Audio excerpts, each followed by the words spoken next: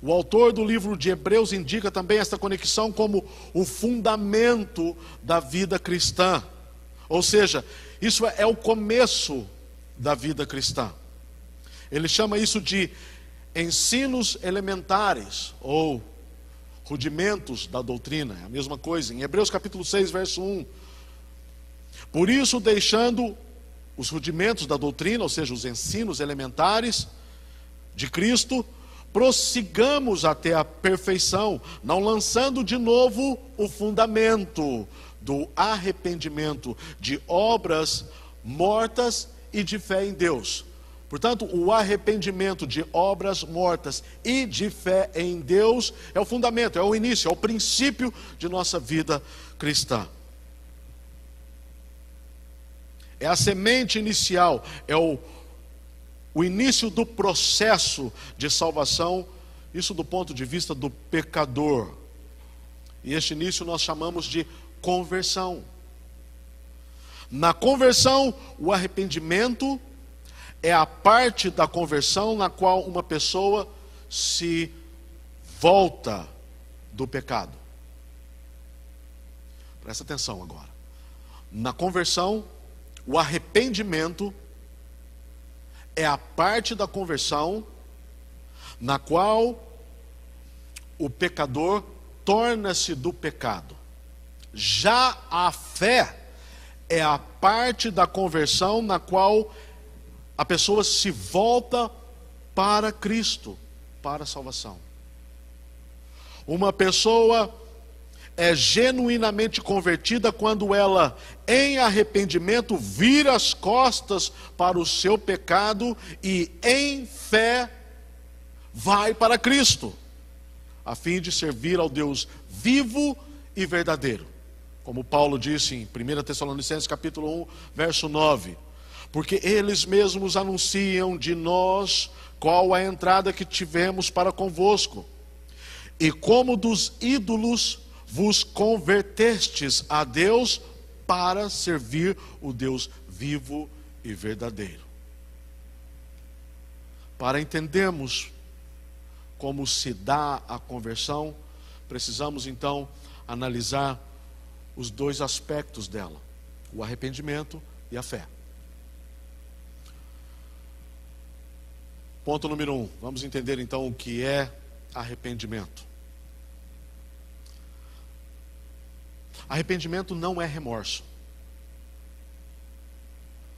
Temos um exemplo clássico de alguém que se entristeceu profundamente. Judas. Ele estava consciente do seu pecado e por isso devolveu as 30 moedas de prata e foi enforcar-se. Mateus 27, do 3 ao 5.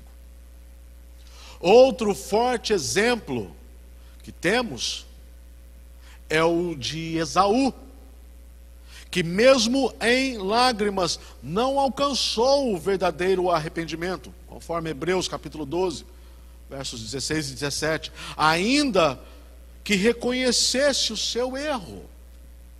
Apesar de serem tão comoventes estes relatos bíblicos, porque eles não são considerados então como um arrependimento genuíno?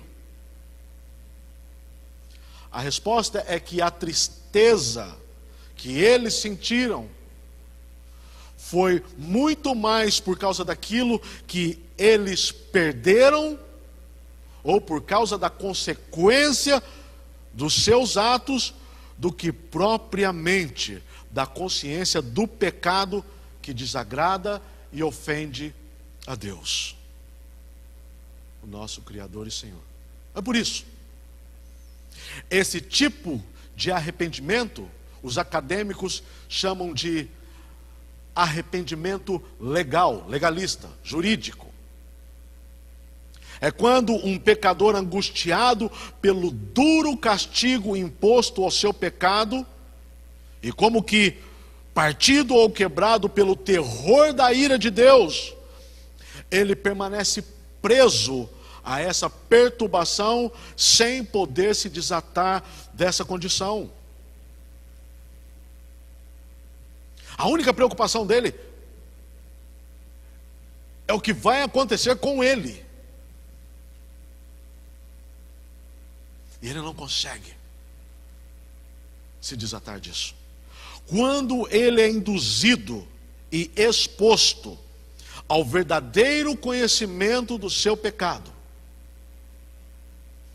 começa então a odiá-lo e a detestá-lo. Esse indivíduo verdadeiramente desgosta de si mesmo. Ele passa a desgostar do seu próprio coração, confessa-se miserável e confuso e envergonhado, e ainda mais, ele se sente tocado pelo sentimento do juízo de Deus, porque o verdadeiro conhecimento do pecado traz também o conhecimento do juízo de Deus. E humilhado, aterrorizado e abatido, essa pessoa treme, perturba-se e perde toda a esperança. E o problema é parar aí. O problema é parar aí. Mas essa é apenas uma parte do arrependimento que chamamos de contrição. É a tristeza pelos seus próprios pecados. Essa é uma parte do arrependimento. Ele não pode parar aí. Mas quando essa contrição é acompanhada de uma vivificação fortalecedora produzida pela fé, o homem confuso, envergonhado pela consciência do seu pecado e atingido pelo temor de Deus, pondo os olhos na bondade e na misericórdia de Deus, vendo a graça e contemplando a salvação que há em Cristo Jesus, reanima-se, respira e abraça Jesus Cristo como o remédio para essa sua chaga mortal, o consolo para o terror que tem o abatido e o lugar seguro para o abrigar em sua miséria. O que me leva ao segundo ponto.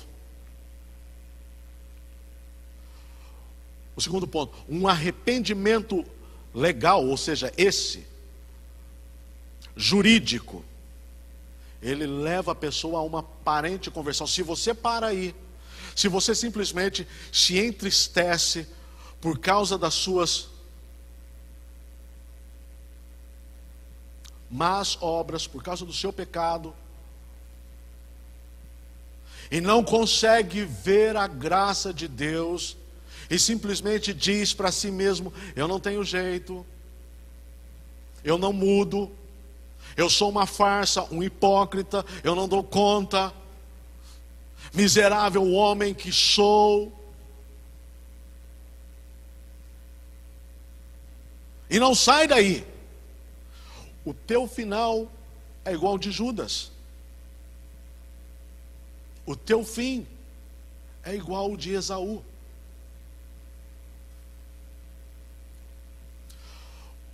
Este arrependimento legal leva, portanto, a uma aparente, a uma conversão falsa. Caim, em Gênesis capítulo 4, verso 8. Saul, em 1 Samuel capítulo 15. Judas, em Mateus capítulo 27. Experimentaram somente uma parte do arrependimento. Quando a Escritura nos descreve o arrependimento deles, ela entende que depois de conhecerem a gravidade do seu pecado, temeram a ira de Deus, mas só pensando na vingança e no juízo de Deus.